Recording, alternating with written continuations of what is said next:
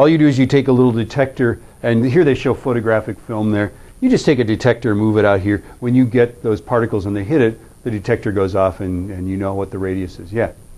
So the radius changes, is that due to velocity or is that due to... No, because they're all the same velocity, so it's due to what? Mass. Due to the mass. Isn't that interesting? Spectrometer. Yeah, yeah. So where we're headed here, Okay, and I know you guys are on the edge of your seat.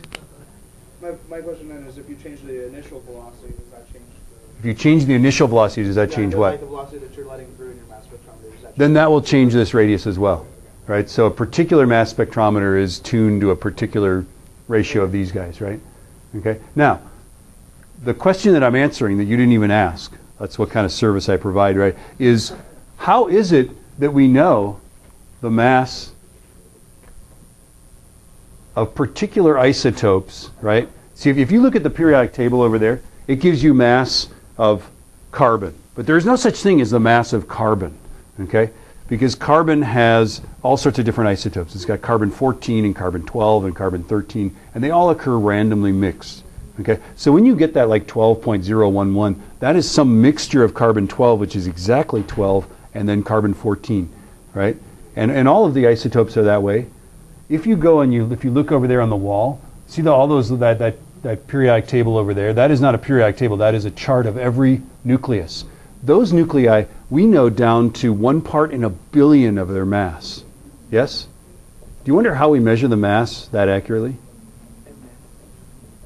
There it is, right? They've got really, really good mass spectrometers, okay? So this is how we measure that. Here's how we do it. Here's a very simple calculation. The first thing is we know this velocity is E over B. The second thing is that we know for an object going in a circle like that, we know that QVB, and this is a different magnetic field, the magnetic field that's making it go in a circle, right? That equals mv squared over r, right? And so we can cancel one of the v's, and then if we want to, we can substitute this guy in for the velocity there. So we get QB equals m E over B over r, right?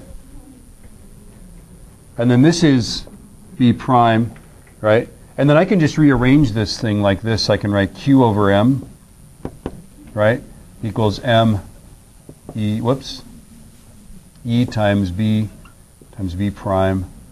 Did I do that right? Is that right? I'm thinking that's right.